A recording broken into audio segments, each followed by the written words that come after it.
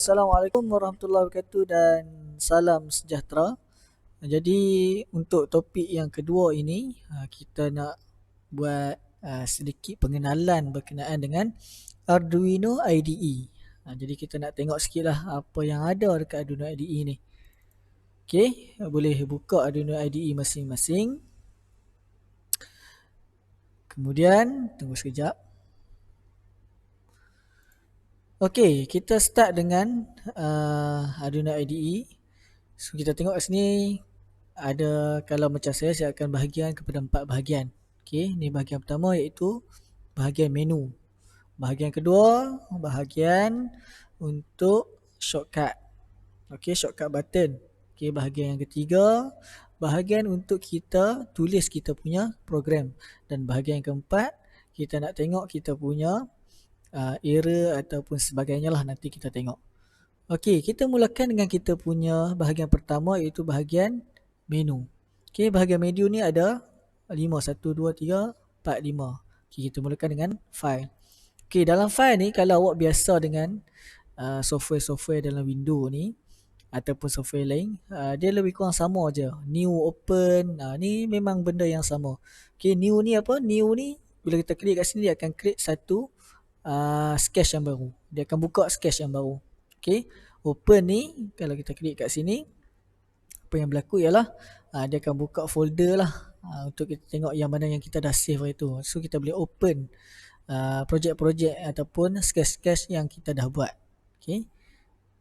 Kemudian open recent ni ataupun open recent ni dia akan tunjukkan dekat kita 10 sketch yang terakhir yang baru kita buka. So 10 yang latest lah, 10 yang latest.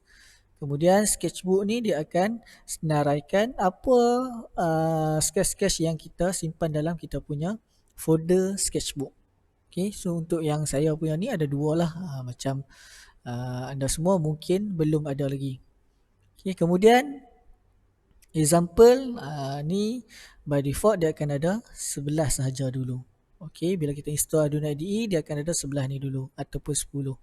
Okey, kemudian bila kita install library, bila kita install board yang baru, akan muncullah example-example yang baru. Okey, contoh-contoh yang baru. Jadi kalau kita nak belajar, boleh kita mulakan dengan example-example program yang ada dekat sini. Okey. Kemudian close, save as, apa semua ni biasalah. Close untuk tutup, save untuk save lah. Yang ni memang biasa. Kemudian untuk print, macam biasa juga. Page setup ni sama ada kita nak print dalam bentuk landscape ke, contoh dalam portrait ke, yang itulah. Kemudian print untuk print. Okay, untuk preference, boleh tengok dekat sini. Nampak sketchbook. Kalau perasan tadi yang kita tengok dekat file tadi ada sketchbook kan. Okay, so kalau nak cari kita punya folder sketchbook, boleh cari dekat directory ni. Ni masing-masing punya directory. Kemudian apa lagi? Okay, language by report memang English lah. Kalau kita faham bahasa lain boleh pilih kat sini. Kemudian font size, kalau nak display number dekat sini pun boleh. Dekat sini lah semua. Kemudian yang penting sekali dekat sini bagi saya, additional box manager URL. Contoh kita nak guna Arduino IDE ni untuk ESP8266 ataupun ESP32 ataupun board-board yang lain selain daripada board Arduino. Macam board Arduino ni lah, Arduino Uno dan sebagainya. Okay, contohnya sekarang ni kita nak buat untuk ESP8266. Jadi bila kita nak install board package yang baru, jadi kita kena masukkan URL. Maksudnya daripada IDE Arduino ni kita boleh download directly daripada internet dengan adanya URL yang kita letak kat sini lah. Kalau perasan untuk video yang pertama kita dah masukkan URL untuk ESP8266 untuk kita install kita punya board. Okay, macam saya ada 2 lah. Saya dah install 2 board. Satu ESP32 dan juga satu lagi ESP8266. Okay, seterusnya edit ni. Ini lebih kepada edit kita punya program. Sama ada nak copy, sama ada nak paste, nak comment kan kita punya program, nak uncomment, nak increase indent. Increase indent ni kita tekan tab pun boleh. So yang ni bagi saya tak berapa penting. Mungkin dekat sini lah sama ada find ataupun increase font size dan juga decrease font size. Contoh. Kemudian sketch ni dari segi sketch yang kita nak sama ada kita nak verify. Apa kegunaan verify ni? Verify ni untuk kita check sama ada error ataupun tidak pada kita punya program. Contoh kita tulis ada error, so dia akan paparkan error tu. Okay. Selalunya kita akan verify dulu, baru kita akan upload. Okay. Upload ni apa pula kegunaan dia? Upload ni apabila kita nak hantar kita punya program daripada kita punya IDE ni ke kita punya board melalui USB, kabel ataupun sebagainya. Okay, so kita tekan kat sini lah upload. Upload user programmer ni bila kita nak berkenaan dengan bootloader apa semua, kita akan pakai upload using programmer. Kemudian kalau kita nak export kita punya program dalam binary file untuk kita gunakan di software yang lain, kita boleh tekan kat sini. Kemudian show sketch folder, kalau kita klik sini dia akan buka kita punya folder. Kemudian yang penting juga kat sini ialah include library. Okey, dekat bahagian include library ni terdapat banyak library. Okey. Mungkin anda semua belum lagi macam saya. Jadi contohnya, saya bagi contoh satu. Contohnya kita nak gunakan satu sensor ni. Okey, keluaran daripada siapa-siapa contoh. Kemudian selalunya bila sensor yang special ni, yang bukan digital analog biasa ni, yang memerlukan coding yang lain, dia akan sertakan library. Jadi untuk memudahkan kita menggunakan sensor yang dia buat.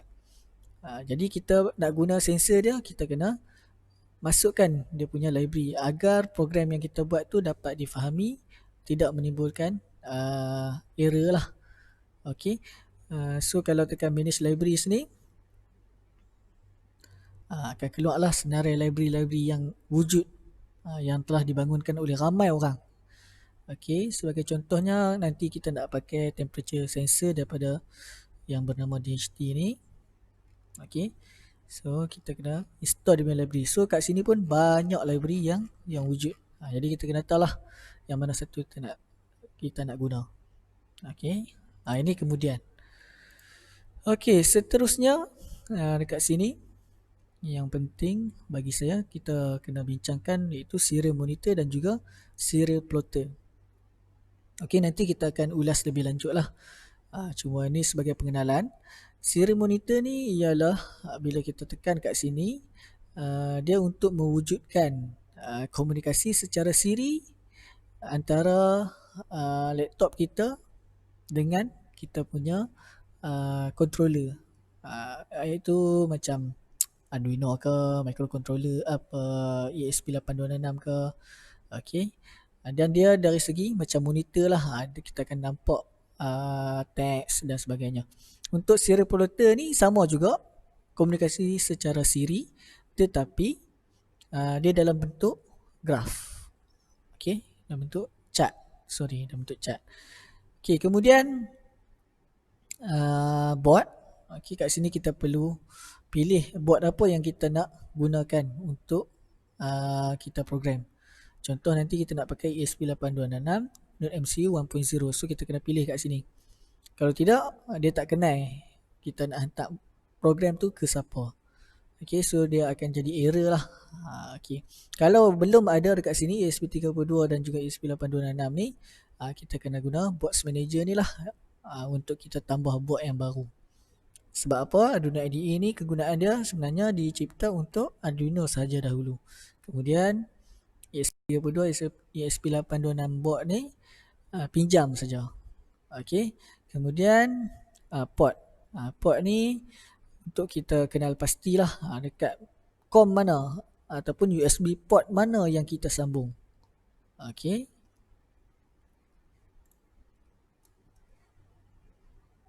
Okey, saya sambung dulu USB ke kita punya controller.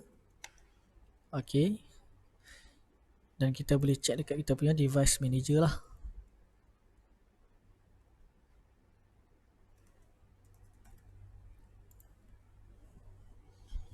Okey. Selepas kita dah sambung kita punya ESP8266 ke kita punya laptop. Okay, mana-mana USB port. So boleh check dekat device manager, dekat bahagian ports COM and LPT. So USB serial CH340 COM 4. Jadi kita tahu kita punya ESP8266 ni bersambung di COM 4. Okay, boleh tengok balik dekat sini. So boleh pilih COM 4. Contoh kalau kita sambung banyak, banyaklah COM dekat sini. Okay. Okay, kemudian help ni pula untuk kalau kita perlukan bantuan, kita perlukan reference sebagai rujukan kita, boleh klik kat sini lah. Contoh nak belajar sikit berkenaan dengan Arduino IDE, boleh tekan getting started. So semua ada diterangkan di sini, boleh baca. Okay, so dia dalam HTML file lah. Okay, seterusnya kita beralih kepada shortcut button. Okay, shortcut button ni untuk tanda right ni untuk verify. Sama macam sini function dia, iaitu untuk kita compile kita punya program, ataupun untuk kita check dulu kita punya program ni sama ada dah betul ke kita tulis program kita tu, ada tak silap dekat mana-mana. Okay, yang seterusnya upload untuk hantar program masuk ke dalam kita punya board. Dan untuk pengetahuan semua, bila kita tekan upload ni, dia akan buat dua kerja. Satu, dia akan compile dan dia akan hantar. So kalau tak tekan verify dulu pun tak apa. Untuk upload ni dia buat dua-dua sekali. Okay, kemudian ini shortcut untuk new sketch, shortcut untuk open sketch-sketch yang kita dah simpan, dan yang ni untuk save. Dan yang last sekali, shortcut button untuk serial monitor. Okay, saya tunjuk dulu contoh serial monitor. Okay, bentuk dia macam ni lah. Sekarang ni mungkin dalam saya punya node MCU ni, dalam ESP8266 saya ni ada program yang tengah run. So dia keluar lah successfully uploaded. So kita nak buat macam ni lah. Sekarang ni monitor ni sedang berkomunikasi secara siri dengan saya punya microcontroller ataupun ESP8266. Okay, kita tutup dulu sekejap. Okay, ini ialah bahagian di mana kita buat kita punya program. Okay, untuk pertama ni kita tak payah fikir lagi program ni macam mana. Kita just follow je apa yang saya buat.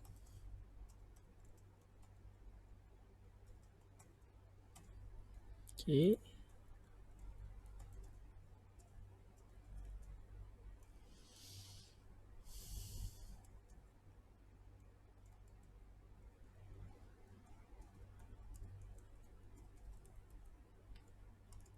Okay.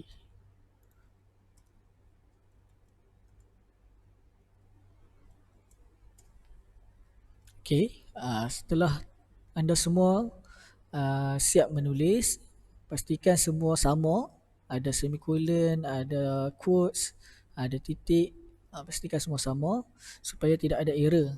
Okay, first kali kita cuba verify dulu. Okay, untuk first time verify, kalau kita belum lagi save kita punya sketch ni, jadi dia akan keluar macam ni lah. Maksudnya dia minta kita untuk save dulu. Okay, kita letak first sketch, nama contoh Wijdan first sketch. Okay, boleh save. Okay, bila kita klik save, automatik dia akan start untuk verify dan juga compile. Okay, ini menunjukkan dia punya progress, dan ni dia ada tulis kat sini lah, sedang compile kita punya sketch ni. Okay,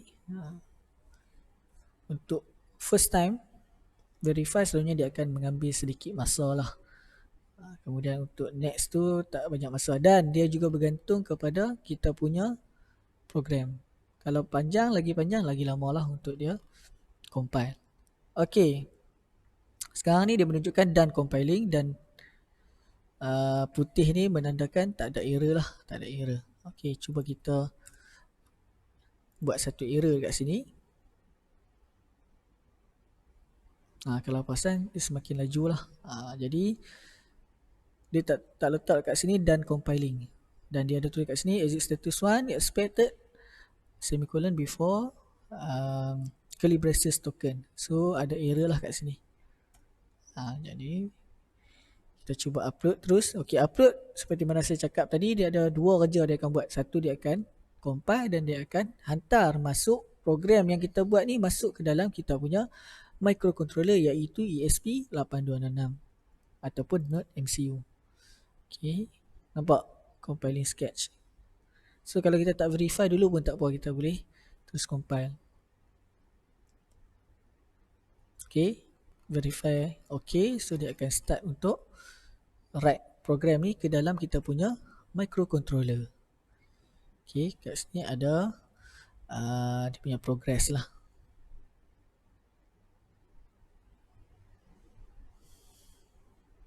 Okey, dan uploading bermaksud program ni sudah selesai dihantar, sudah selesai dikompil dan dihantar ke dalam kita punya microcontroller.